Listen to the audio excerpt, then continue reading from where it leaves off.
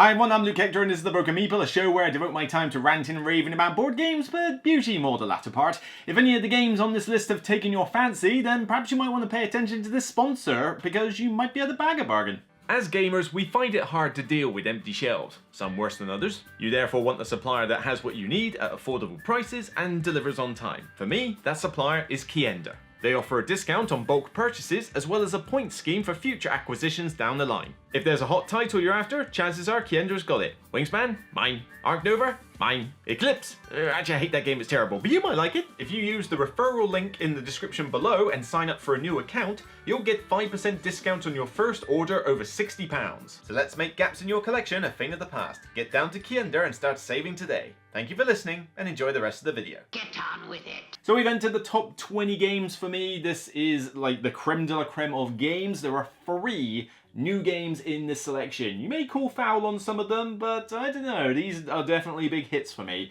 There is also one colossal riser, one that's like gone from pretty much the bottom of the list all the way up. It has really elevated itself, and the rest are reasonably stable, but there's a few risers and fallers, so you know, we'll see which ones have either risen up to the top 20 or fallen out of the top 10 perhaps.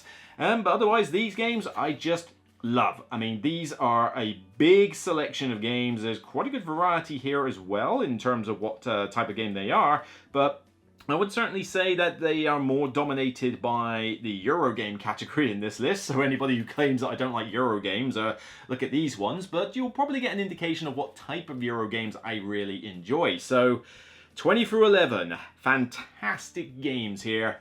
Can't wait to talk about them. You have my curiosity. Now you have my attention. For number 20, we are returning to a publisher who has published quite a lot of games lately, and it's not a surprise to many that there are a lot of games from this publisher that I really enjoy. Not all of them make my top 50, and maybe not even all of them make my top 100 in terms of ones that I enjoy. Certainly the ones I don't like don't go anywhere near my top 100, but these that end up this high, oh man, do I enjoy these games. And this one has been previously fighting Architects for a high spot. Yes, this is going back to Garfield Games and it's Viscounts of the West Kingdom. This is the 3rd one in the West Kingdom trilogy, and it's definitely now my favourite of the West Kingdom trilogy. There was a period of time when Viscounts and Architects were kind of neck and neck. They were very close and they were fighting each other for supremacy for different reasons. Architects is better with multiplayer perspective and can play a large player count, whereas Viscounts is probably better with fewer players, but you know, has probably more interesting mechanics out of the two. From playing them both a bit more lately, yes, it's definitely the case that out of the West Kingdom trilogy, Viscounts is my favourite. It's just this really cool, almost sort of rondel map system of circling around with your horse Meeple and choosing kind of one of 4 ways to play the game. You can diversify a little bit. For the most part, you're choosing to either build buildings, collect manuscripts, invade the castle, or what's the other one? Oh yeah, or do really heavy in trade. And the mechanics in this though are just really enjoyable. You know, they've got this sort of conveyor belt card system of placing characters down that give you special abilities when they're played or fall off your conveyor or while they're on the conveyor. And so your little engine is trying to manipulate these cards on your conveyor belt in such a way that you can utilize their effects, you know, as best as possible while doing all the various ways to get victory points. It's a smorgasbord of iconography, but it still seems relatively easy to follow because your player board basically shows you what happens in sequence. You can, you know, upgrade your board to get more abilities. There's a lot of cool stuff that goes on, but a lot of it is down to that conveyor mechanic. It's just a very addictive system, and if you want to get a lighter version of what it's like, look up the Baghdad Kickstarter that Alley Cat Games are doing. The system they have for the cards is a very similar mechanic to what Viscounts does in terms of the conveyor belt of cards. How you acquire cards is different between the two, but the whole thing of here are the cards on my belt and they do stuff, that is still essentially the same. And in both cases, they are very enjoyable mechanics. Now, there is one little thing with this one I will caveat. The expansions for this is kind of like the era when I think Garfield Games were dropping the ball a little bit on their expansions. Architects had Artisans, which was brilliant, and then the sequel was not particularly great. I'm not sure about the Paladins expansion, I've never played it, but I'm hearing mixed opinions. Viscounts, their expansions are fine, but the problem is I'm actually starting to get to the point where I'd rather play the game with just Viscounts, base game, because the expansions add a little bit too much to the game and make it just that little bit over fiddly. And I didn't like the fact that they released it in 2 separate expansions on the Kickstarter. That just felt like a bit like a money grab to me. We've got to have money. I would have combined the 2 into one big set. But honestly, there's some aspects of the expansions that I like to use, like the revised manuscript board and stuff like that. But then some aspects, like the King Order cards, and particularly those, purple characters that you can grab for endgame scoring, I don't find them quite as interesting. But then having more leaders that you can have in your deck, these special characters and stuff, is all well and good. And the chests aren't bad either. So there's lots of little bits, and I need to kind of figure out what my prime way of playing this game is. But even just base game form, a few of us really enjoy Viscounts, and it regularly hits the table with us when we go to conventions or when we try meet up on Fridays. It's just a really cool, solid game. Shut up, Wesley. Before I do my 19, I forgot to mention that the Viscounts one rose a single place from last year, so it actually entered this segment by raising a single place. Well, this one is the brand new title. Yes, this is the first of the new titles, and don't ask me how they ended up right next door to each other, but yeah, we're going to stick with Garfield Games for a moment, and this one is the newest game that they have released. I've only even reviewed it recently, I must admit. I think I only reviewed it in December, but I was playing it a lot during November, December, and I know you might call foul that some of these games are a little bit too soon to make my top 50 list. You can't do that! Hey, you can't do that! I really do enjoy Inventors of the South Tigris, and I've got it here, in fact, because I'm taking this to the same people who like Viscounts. I showed them this last week, or a couple of weeks ago. They really enjoyed it, and they want to play it again while it's still fresh in their minds. So we're going to play this on Friday and have lots of fun, aren't we? But I know it's like a recent release, but I played this a lot during November and December and January. And, by the time I came up with this list, I had to just admit that I really do love this game. This is a really good one. Now, it's the most complex one that Garfield Games have done, and you need to know that going in, okay? No other game is close. I mean, I suppose Wayfarer is to a point, but I find this one is more complex. Like, there's more stuff you can do, more stuff going on. But, I mean, it's a Tetris thing trying to get it in the bag, so I don't know what insert could possibly be made for this. But this one has got a lot of really cool mechanics, a lot of good engine building capability, lots of different variety of paths to victory, but I really love the concept of these invention boards. The idea is that it's kind of like a communal pool of stuff, and I like games that give you a communal thing that you're working on, and there's going to be more examples of that on this list actually. But these invention boards, they've all got the same format, but you put these cards on there which create all sorts of weird things like a reciprocating helmet or horse-powered toy, like all sorts of weird names. But the idea is that these tiles slide across the main board, and they start off as inventions. Players can then build them, and then players can then publish them, and they can also test them. They smell like burning rhesus monkey. Really? I guess when you're around it all day, you stop noticing. But these are effectively like a constant shifting communal thing in the game. So I might invent, the miniature toy or whatever, the miniature toy, and somebody else could come along and build it. I could come back and publish it. Somebody else might publish it. I might not get to build or publish the thing that I invented, but you're getting rewards and points and different bonuses and different endgame capabilities for doing the different aspects. What I really enjoy as well is that this one has a very variable endgame scoring mechanic where there are things in the game that will always score you points, but the primary thing you need to think about is that the cards themselves are endgame scoring cards. So as well as giving you bonuses during the game and being something that you can discard for useful things, it's also endgame scoring. So, if you build or publish the card, you have to aim to score for that particular aspect, like having different colored dice, having influence, having your royalty track high, having, rows of different workshop tiles, which is essentially the engine building aspect of this. There's too much for me to explain in the top 50, frankly. You're going to have to check out my review for more details on this game, and that was a pretty hefty review that I had to do. There is just a lot going on in this game.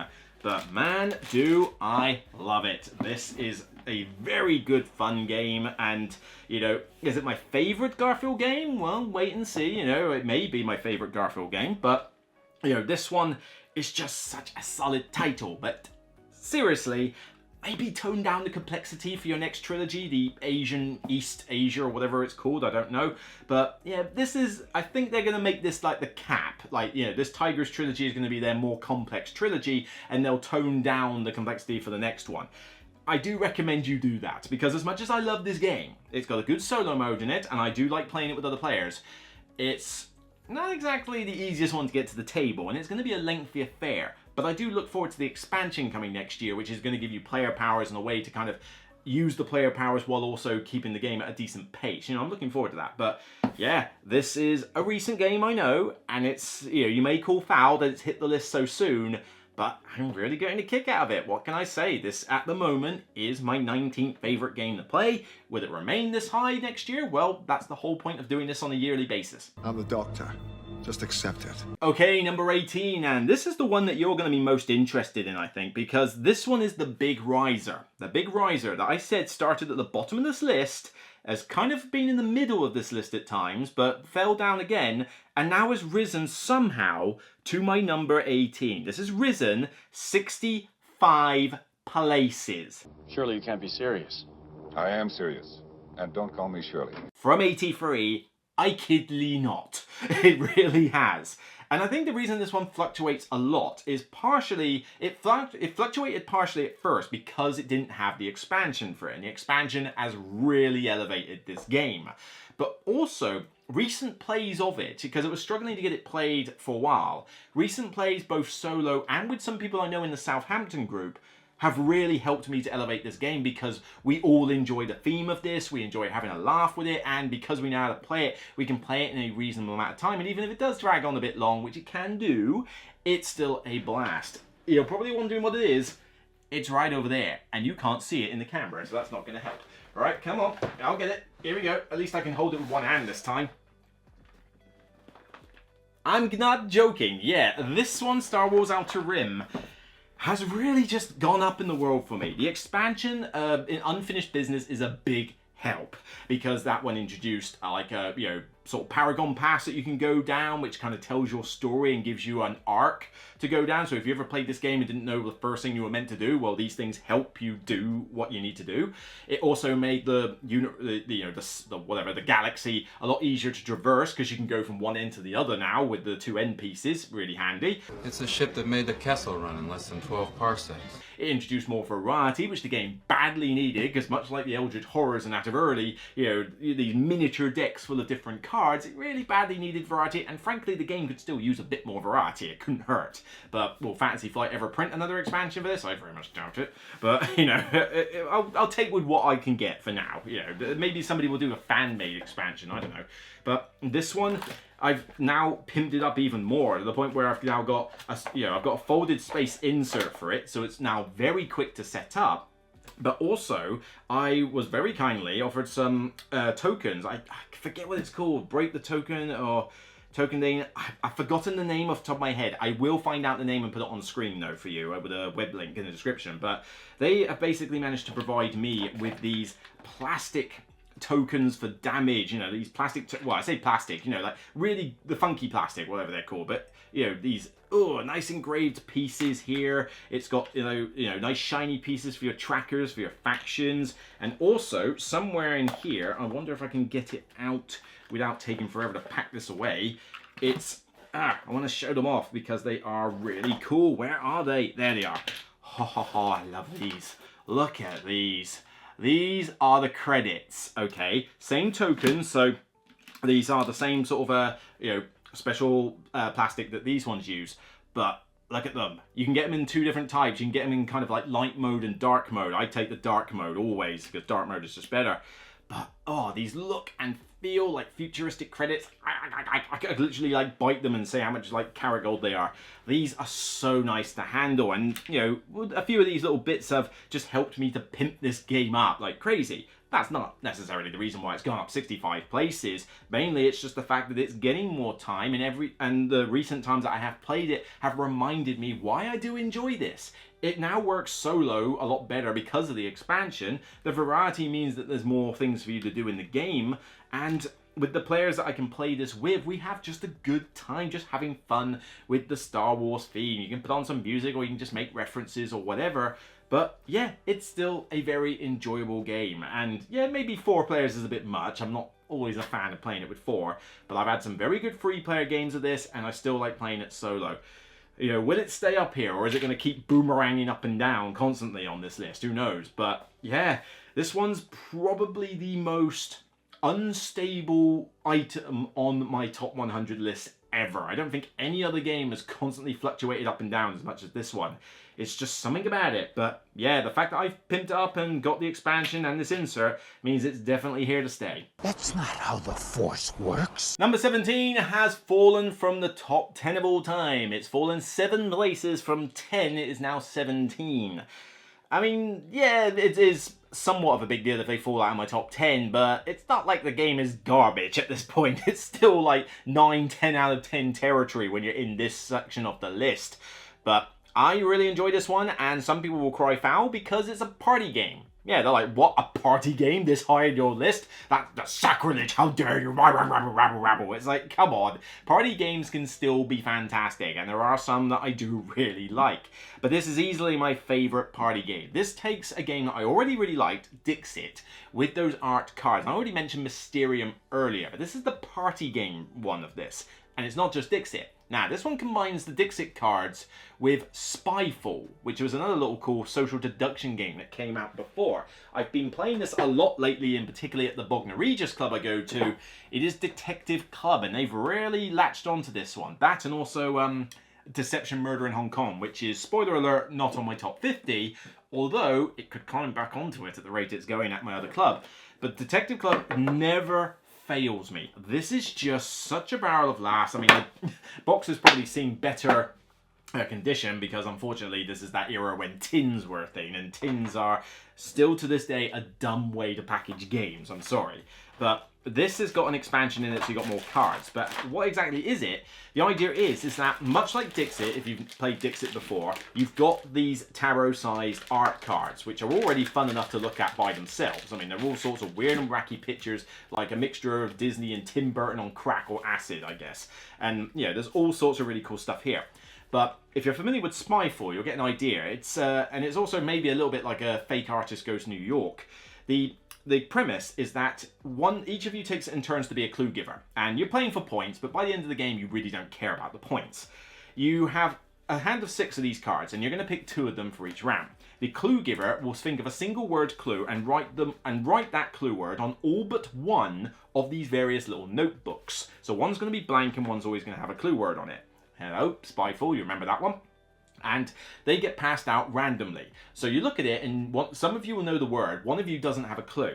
From the clue giver and going around the table, everybody starts putting out picture cards that are to do with the clue word. Everybody who has seen the clue word has to try and convince everybody else that they're on the good side, effectively. But that's easier said than done when your picture is all sorts of weird nonsense, and it also depends on how good the clue giver is with their clue. The person who doesn't know has to try and get an idea of the theme from the cards that come out, or just, you know, try and play something that's similar, and then once the clue word is revealed to everybody after all cards are out, that person has to find the best way to, how else do I put it, BS their way out of, you know, lie their way out of the situation. So the clue word, I mean, I forgot one here, so yeah, here we go. So what do we have? Flow, bird, plant, split, and trap. Okay, and so, you know, it could be like, well, let's try trap, for example. That was the clue word. So clue giver says what their clue word, how their pictures relate to the clue word, and everybody then in turn has to give their kind of minute spiel of why their cards work. It may sound like the person who doesn't know the word hasn't got a chance, but trust me, I'm a pretty good hider, what they're called, imposter in this game. I'm very good at BSing my way out of these situations. It takes a lot of imagination, a lot of creativity by linking the cards to the word. But even if you knew what the word was, your cards may still be garbage. I said plant here, for example, or bird. Your cards might have nothing to do with flying or vegetation in any way, shape, or form. I got a bunch of stuff that's to do with water. Well, that's going to help me with bird, isn't it? You know, I've got, you know, I've got like this castle. I've got this tree with a bunch of, you know, red fruit on it. I've got this, you know, like girl walking over a keyboard, and then I've got you know, a rabbit defending itself from a hailstorm of carrots. Yeah, seriously, that is a thing. I don't know if you can see it, but yeah, it is quite insane. So how's that going to help me with the word split? I don't know. That, you know, you've got to come up with a clue word that's not too obvious but not too vague, and doing that is already a hard business. The reason this one always works for me though is that this creates so much laughter that it's almost fall out of your chair laughing scenarios, because listening to people try to describe why their cards work when you know that they're either lying or just I've got really dubious claims because my cards just sucked, but I've got to convince you I'm on your side, leads to some of the most hilarious stories and comparisons that I've heard that can possibly be done, and the banter between the table gets insane because everybody, even the clue giver, is trash talking everybody's ideas, because the clue giver doesn't know who's the imposter. They're trying to make certain the imposter gets away with it, but they don't know who they are. Everybody sounds like the imposter in this game, and you know, it just makes everybody start pointing the fingers, and you know, you've got to vote on who it is you think it is, and like somebody might explain it, but in 10 seconds people just go, yeah, it's you, because that is garbage. You know, come on, man. It's just so much good fun times. I've talked about this for too long. It's a fantastic party game. If you get a chance to own this one, it's not expensive. If you get a chance to play this with me though, I would be more than happy to show it. Only caveat, minimum 5 players, and ideally played with 6, 7 or 8. If you play it with less than 5, this game does not work, and even with 5, it could be better. 6, 7 or 8 players though, make this a big group party game, and it's just hilarious. You serious? Number 16, down from 15. This is pretty stable. It still remains a top 20 game for me, and boy oh boy is this the height of controversy at the moment, particularly if this video comes out after my last review, which it very may well do. This is the game that came out first, and despite 2 other spin-offs coming out afterwards, none of them have been able to come close to topping this one for me. It's in my bag at the moment, so I can't show it off, especially the fact that I've managed to get all the expansions for this in the same box with the folded space insert. I kid you not, I have managed it. I think I might have sacrificed the player board to do that, but why play this with 5? That's just dumb. It is the original, it is the best, Wingspan. I beg to differ, sir. Yeah, I mean, there are people who hate Wingspan with a passion, which is fair enough. I can perfectly see why you would. But Wormspan, I did a review on this one, thought it was fine, but I don't care about dragons that are fictional compared to real-life birds, and also, it just felt like you were jumping through twice as many hoops to do the same thing that you were doing in Wingspan. And adding tracks that you level around is like one of the most like lazy ways to introduce a new mechanic in a game. Seriously, it's like, it's uninspired. So Wormspan is decent, but I just don't really feel like it. Finspan, that I've hopefully just reviewed by this point, fine as well. Fish, real life fish, I'm perfectly fine with fish. I particularly like to eat fish, especially when I'm trying the Mediterranean diet a little bit. The problem with this one is that it's not that much lighter than Wingspan, so it's not really great for new gamers. It strips out a lot of the cool stuff out of Wingspan and replaces it with stuff that isn't that particularly inspired either.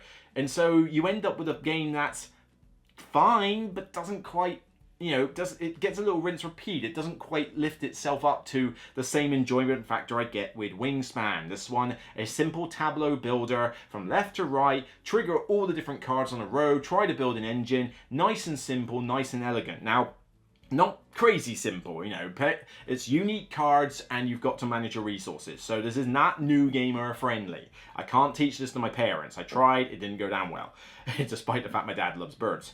But this is still a light game. For gamers, this is a nice, light, pleasant way to sort of, you know, chillax for about 60, 75 minutes. 90 minutes tops, but you really shouldn't be playing this game with 5 players, and 4 even is going to have limited use. You mainly want to play this with 3, great with 2, good solo as well, but it's just such a nice, smooth game, you know, and granted, the base set has issues possibly with the egg scoring mechanic, I'm not going to deny that, but I've got everything for this game, Europe, Oceania and Asia, and I do feel that this probably would have dropped a bit more if it was only base set. I still think the base set is the best out of all 3, but with the expansions, particularly Oceania, took me a little bit to get used to, but Oceania is definitely what keeps this one up in my top 20, because as well as having more birds with game end scoring, which is always nice, I like the new player boards and the nectar.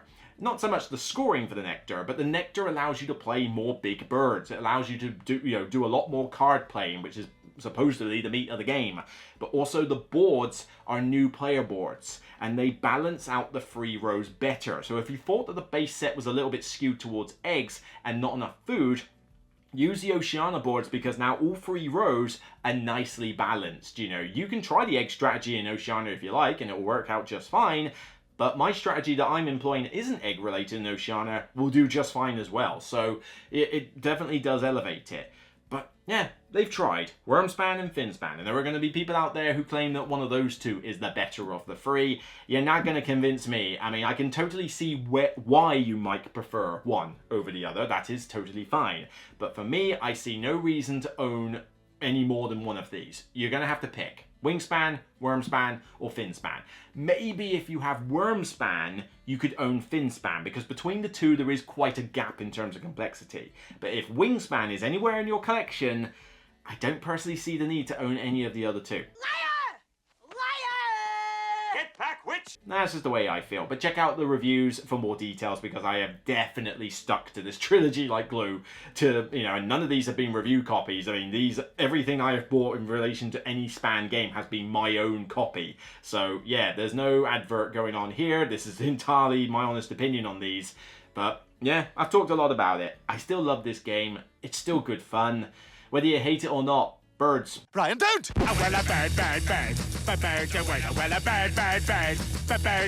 15, down from 11. This is 4 places. This one tried to creep into the top 10, but didn't quite manage it. Although, actually, tell me about it. I have a feeling this has been in my top 10 before. It's just dropped out of it. Mainly because it hasn't had a few plays, but to be honest, this game is still going to probably stay in my top 20 because I love this. And this is probably, out of all these games on this list, ignoring Detective Club because it's not that well heard of. I don't know if I could call that, I suppose you could call it underrated, but it's a party game, you know, it's not saying that. But in terms of Euro games, this is criminally underrated. Pretty much nobody talks about this game, and it is one of Bezier Games' best games they have put out. Fact. You know, it's a pseudo sequel to another game they did, but it's not really related to it. They just have the same title and designer and publisher now. But it is, because I think it's up here. This is one of the best worker placement games I have. It is, you know, communal, it is interactive, it is a cool idea, a cool concept, and has near infinite variety. This is Whistle Mountain, and not enough people are playing this game, and they really should be. Bezier really didn't do a good job of advertising this, and the whole idea of calling it Whistle Mountain, making people think it was a sequel to Whistle Stop, was just moronic. They really should have just made it its own game. Same designer, same publisher, fine, but you could have kept the same style of artwork and just made it its own game, and that would have meant people would have gravitated towards it more. But this is so good. It is silky smooth in its mechanics. It's that classic, I believe it's yeah, it's got Luke Laurie's sort of blood in it as well as the main designer. And Luke Laurie does a lot of games with the whole dynamic worker placement system where people take their workers off at different stages and trigger effects when they do. But the game itself is brilliant. Why? Because of this. The board that you build is built. You have a basic board with some spots that you can go to with your free little dirigible blimp things. But the rest of the stuff you go on is built by the players. You're building scaffolding pieces up this mountain, basically, and you're trying to get these Meeple workers as high as possible for points. But what you do on these scaffoldings is, if you make it nice and neat and tidy, you'll score more points. But if you make it untidy, you'll be able to reach higher and get more points from the Meeples. But as you make these, like, scaffold pieces, on them are resources. So you land your blimps next door to the scaffolding pieces to collect resources. And then when you've got like a group of scaffolds together that create like a big enough square or rectangle, you can build these machines on top of those spots, which not only promote your workers, but they also like give you more action spaces that everybody can trigger. Like I said, this is a communal worker placement board that everybody builds. That concept is not something you see very often in any worker placement game. But doesn't that just sound infinitely more interesting than a lot of other worker placement games you've heard of? So the way the board is laid out is going to be fundamentally different every single game. You will not use every machine. There's level 1, 2, and 3. The level 1 1s are pretty bare bones and standard, but the level 2s are different and the level 3s are very different, like game-changing abilities. But people could decide that they're going to be just scaffold builders. They could focus on a particular level of machine. They might be more focused on their workers. So there are some different paths to victory you can follow. But it's one of those games that's wonderfully tactical. I mean, you might have a pseudo strategy in mind, like I'm going to focus more on scaffolds or more on these machines. And certainly some of the cogs that you grab that give you endgame scoring and some other abilities will gear you, no pun intended, onto those aspects. But the fact that you have all these different spaces opening up as the game goes on makes this a wonderfully tactical experience, because you'll by the time you've had your turn, I'll do this and this, and then 2 other players start building on this board, and suddenly you go, that's a particularly nice spot there that you've just made. You know what? Boop, boop, boop, boop, boop, in I go, and you start fighting over the really nice spots. Until you build up so high, the water level rises, and some of these buildings go kaput and can't be used anymore. So the spaces start dwindling at the bottom as you build further up. There's just a lot of really cool stuff in here. And yes, it is dry as a bone. There is no theme in this whatsoever, but the rules are so easy to teach. It's a midweight game through and through. This is the true neutral of midweight games, okay? It's not light, it's not heavy, it's perfectly in the middle. But the rulebook is easy to follow. It is easy to teach. It is smooth gameplay. It is highly variable gameplay. This is a fantastic Euro game, and not enough people know about it. Bezier Games, bring it out in a 2nd edition or something, you know, retheme it, whatever. Do something with it. Or just make a push for it, you know, do another Kickstarter for it, like a reprint or whatever, and put my review on the page, because I know I've reviewed this game, I'm pretty certain I have, but do something. Bring it more into the limelight, because it always goes down well when I show it to people, and many people have just never heard of it and not gone near it, because the cover and the title and all that is somewhat uninspired. You know, you shot yourselves in the foot with that one. But seriously, if you get a chance to play this with me, I will gladly show you. But if you find this cheap on sale somewhere and that, honestly, pick it up. You won't regret it. Thank you, Mr. Cowboy. I'll take it under advisement. Okay, 14 is a new entry to the list. Yes, this is the 2nd of 3 new entries to the list. If you were calling foul with the last one, you'd probably call foul with this one as well, although I have definitely had this game for longer before I did this list. But what can I say? I've been playing it quite a bit, and I do really like it. I've even pimped it up with a new insert that was made by a buddy I know from the various conventions I go to locally, and he's made a very good 3D printed insert for this game, which is great. And I know Folded Space are getting in on this bandwagon, but this publisher just works for me. You know, they do so many good games for me because they take their time with games. They don't release 10 games at once. They don't rehash the same idea all the time. They actually try something a little bit different. And you're gonna have to hold on this one.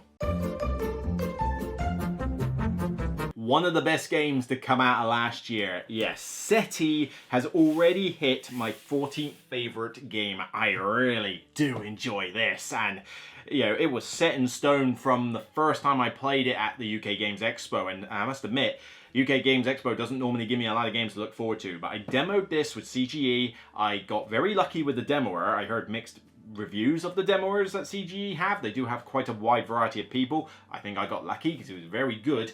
And from that demo, I knew that this was a game that was going to be my most look forward to game at Essen. And it didn't disappoint. This one is so much fun.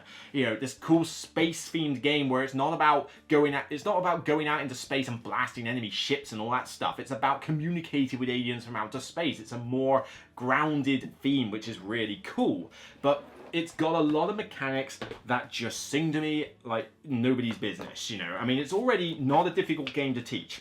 The rulebook may seem big, but a lot of it is pictorial examples, and when you go about it, it's not, you know, there's a lot of different options that this game does, and that's where the complexity lies. It's not the rules being complicated, it's that there's a smorgasbord of options you can do on your turn, and it may be overwhelming. That is why this is definitely a heavy game, okay? But the mechanics that I love in this. Firstly, these aliens. You've got, I think it's 6 of these aliens in the game, 5 or 6.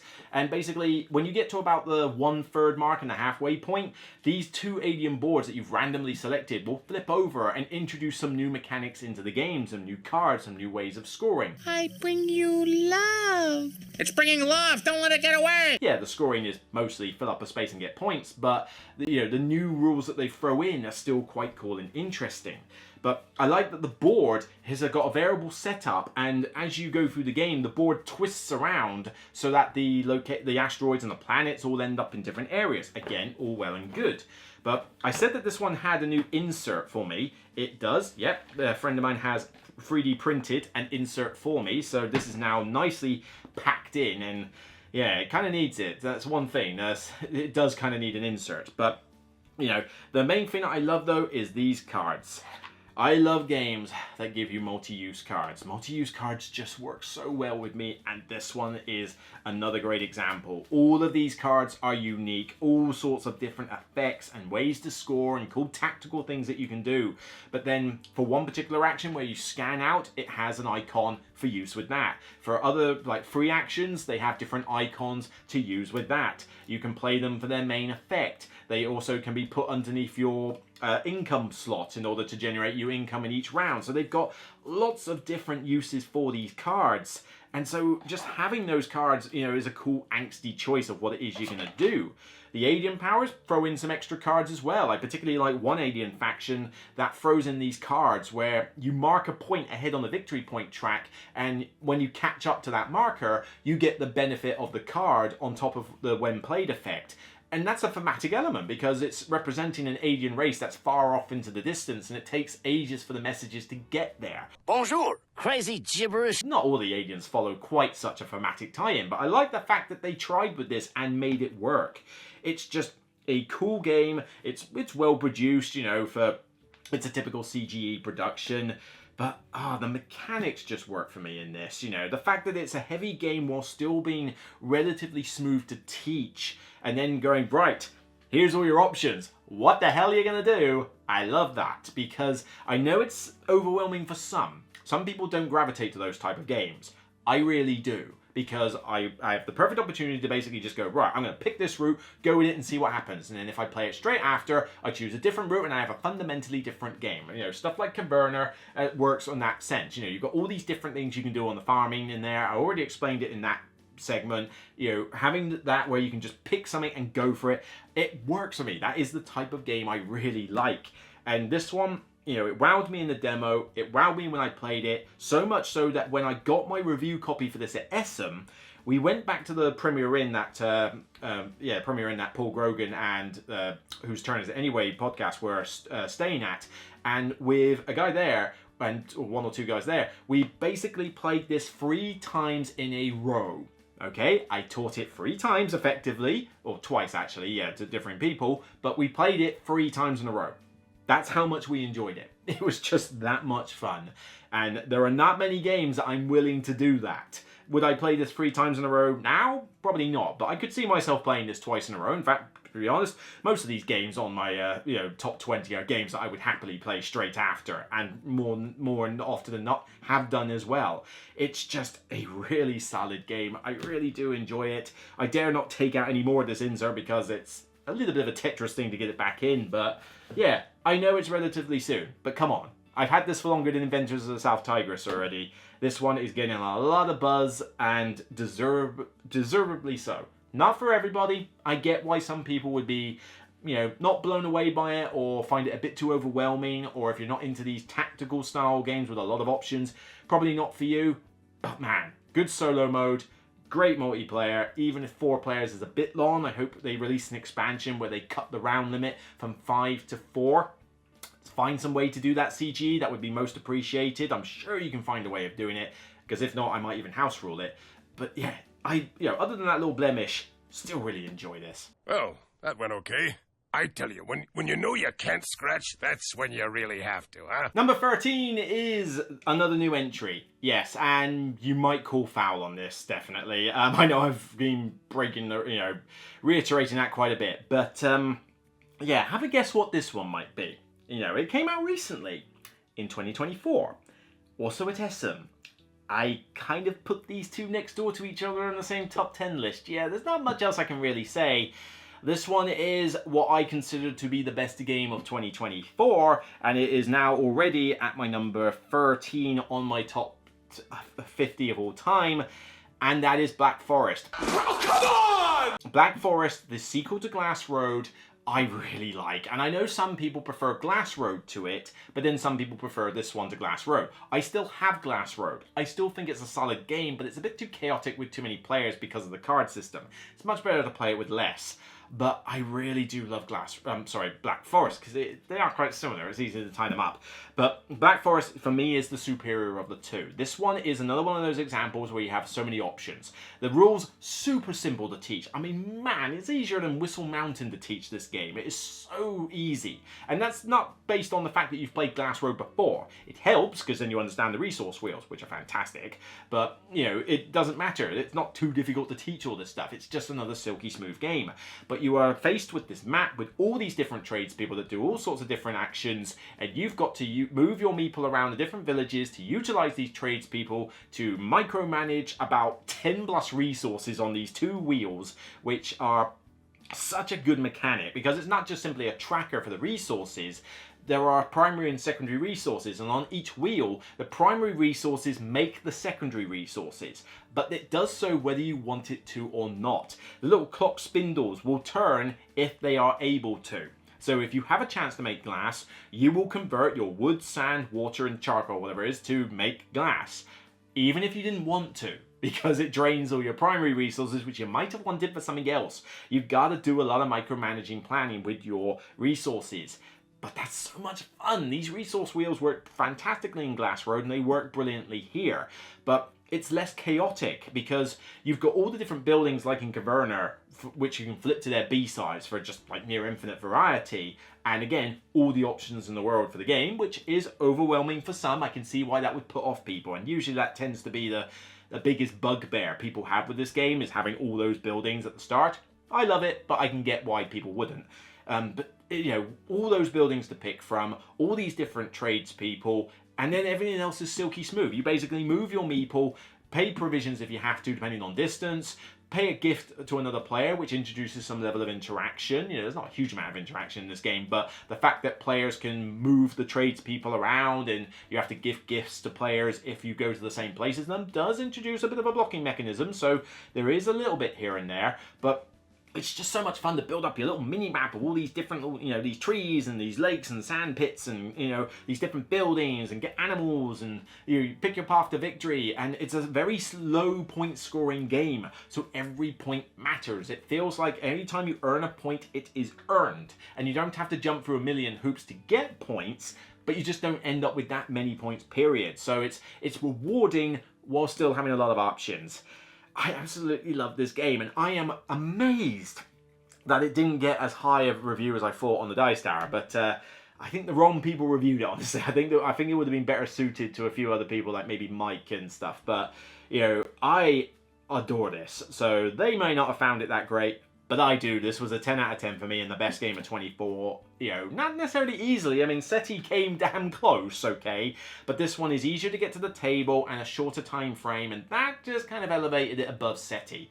But, yeah, you want to call foul that these two games from 24 have suddenly ended up here, then fair dues. But, you know, you can call me out on it maybe next year when we do this top 50 again, and you see where they end up. You know, will they be in the same position, or will I have got rid of the games, or if they've just dropped?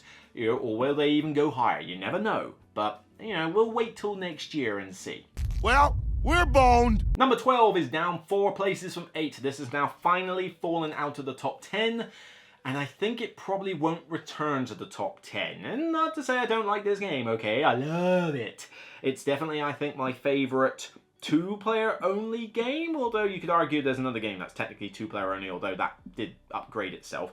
But, you know, in terms of the, like, I suppose I can't call it my favourite anymore. Alright, my second favourite, whatever. But this is a great 2-player game. Small, you know, short, easy to learn, particularly if you've already played its Big Brother predecessor. It recently had a Lord of the Rings themed game onto it, which, as much as I think it's an excellent game, A, didn't need to be made, cash grab, like, but also the fact that it's decent, but it's not as good as Seven Wonders Duel, which I can't seem to find. Where the hell is my Seven Wonders Duel? There it is. Pointing to the wrong place. Here we go. Seven Wonders Duel is still just such a fun little two-player game, and I've got Pantheon in here, which makes the original game even better. I think Duel with Pantheon is like the perfect way to play this. I found Agora just too much on top of everything. You know, it didn't feel like it was that interesting an expansion, so I basically skipped it. There's a there's a sort of print and play solo mode that you can print off the Repos production website, which is quite cool to play with this nice and quick.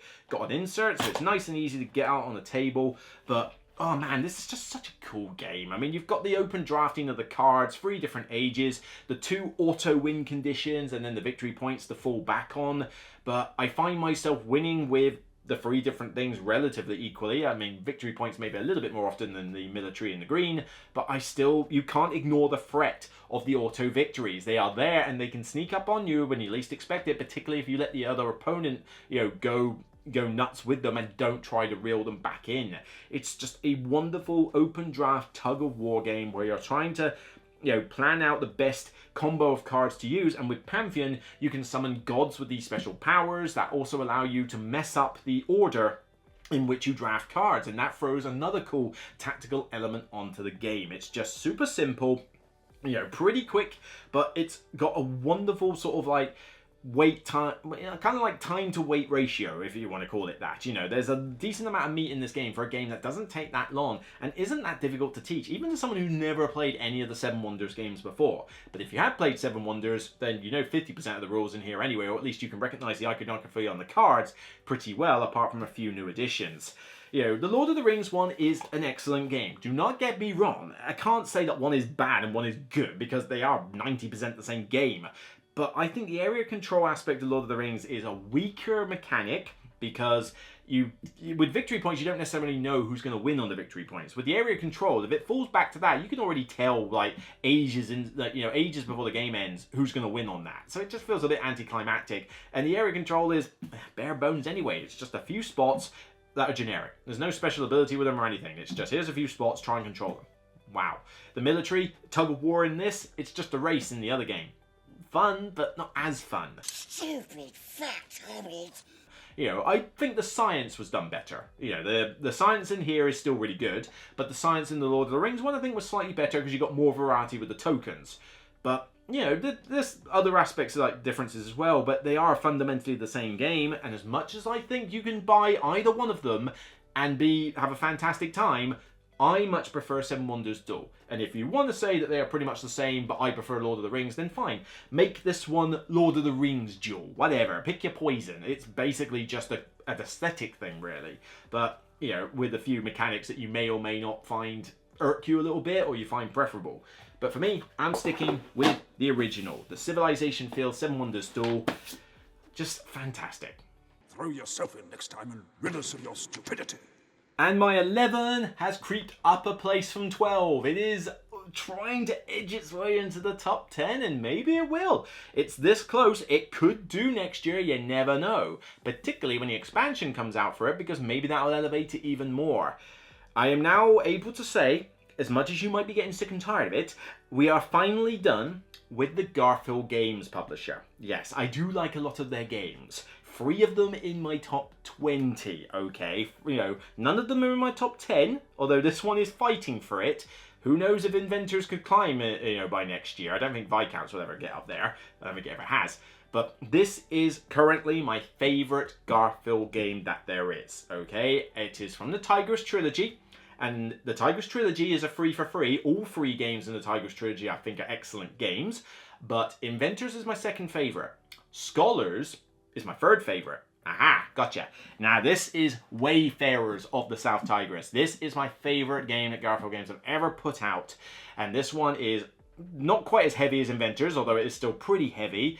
But I love the card play system in this. You are collecting cards, you know, on land, on sea, in space, in, you know, and various other scoring cards, and the different characters with special powers. There's so much variety in what you can do, different paths that you can follow, but you're customizing the dice you use in order to make them better throughout the game. That's really cool. There's a decent amount of mitigation for the amount of, you know, dice that you roll, but I love this like card play system of getting the cards, getting the tags, using the special abilities on said cards to create your own little mini engine of zooming through the, what do they call it, the tapestry track or whatever it is, scholar, I think it was the journal track, you know, zooming through those. But the journal track has different ways you can branch off for different bonuses, so that's still rewarding. You might rush the game, you might take your time, that's a consideration. But I like the way that the Meeple and the card system sort of blend together, because you've got different ways to get the cards and these tiles, but you also have these meeples that you can use for different actions where the card slots are, but the meeples go on the cards. So if somebody takes the card and your meeple, those meeples are on it, they get the meeples. So suddenly you can have a ton of these things or run out completely, and that's a factor you've got to consider. You might choose a card that's subpar compared to another card, but it's got a meeple on it. You know what? That colored meeple would still be pretty useful. The cards have got such a good amount of variety. I mean, you've got the townsfolk, the space cards, the land cards, the sea cards. The land and sea cards have got two different versions of them. The townsfolk have all got different abilities. The space cards have got different endgame scoring potential. And you've got another set of cards, you know, on one other side that can potentially double those space cards if you can meet their criteria. You know, the mechanics of this game are not complicated, but it's another one of those, here's a smorgasbord of options, have fun with it. Now, Inventors is a little bit more constrained than this one is. It still gives you a bucket load of options, but there is more of a route that you take. Here, you can be a bit more flexible, and that's why this one elevates itself over Inventors, even though I think Inventors has a better solo mode than Wayfarers, but maybe the expansions will solve it for both, because neither one of them have got the best solo modes ever, but, you know, I tend to play this with a group of people who really like Garfield games, and, you know, I still enjoy playing them solo because I love the mechanics of this so much. It is a wonderful game. I know, again, not for everybody. This is, you know, the fact that the heaviest of the trilogies ends up being my favorite of the trilogies, and some people are having my head off already. The fact that Paladins is nowhere to be seen, whatever. Paladins is one of the reviews I kind of regret. I gave it an 8 out of 10 when I first reviewed it. That dropped down to a 6 faster than you can blink. It was like, yeah, I kind of made a mistake with that review. It's a 6 out of 10 for me at best, and even then, now, probably even a 5 out of 10. I just find Paladins average, okay? It's too dry, too rinse repeat. It's just not for me, okay? Although if somebody wants to show me it with the expansion, I would like to try it, okay? Maybe that can elevate it, but yeah, it doesn't come close. I mean, there are other Garfield games I like as well. Raiders of the North Sea, the new Shipwrights in the North Sea I really like. I wasn't a massive fan of the spin-offs. I'm not as big of a fan of. I've not played Legacy of You. The spin-off variant of, you know, Raiders, I think Raiders is better, and Ezra and Nehemiah I just found a little bit meh, you know, but, you know, these trilogy ones, they just seem to make games that really sing to me, and their mechanics and their use of the same iconography that make learning the next game much easier to do. You know, this one is just, it's so much fun, I love it, and easily my favorite now, but who knows if this and Inventors could switch places, because honestly those two are butting heads a bit, but almost in the top 10. Can you do it next year? We'll have to see. It's about how hard you can get hit and keep moving forward. Okay, that's it for the 20 through 11. We're soon on to the top 10. Hopefully I can get that done for you. The next top 10, I'm not going to give any clues about it. You're just going to have to wait and see what turns up. So that's it for me on this video. I hope you enjoyed it. Let me know your comments down below. Do you love or hate these games? Do you agree or disagree with what I've said? By all means, let's all have a chat about it, because I've been loving the engagement on the other 3 videos so far. Hope to subscribe to the Patreon if you can to help support the channel. Failing that, just subscribe to the channel in general on YouTube, because your views and engagement is what keeps this going and makes it as fun as it is. Until next time, remember, it's only a game, and I'll see you soon.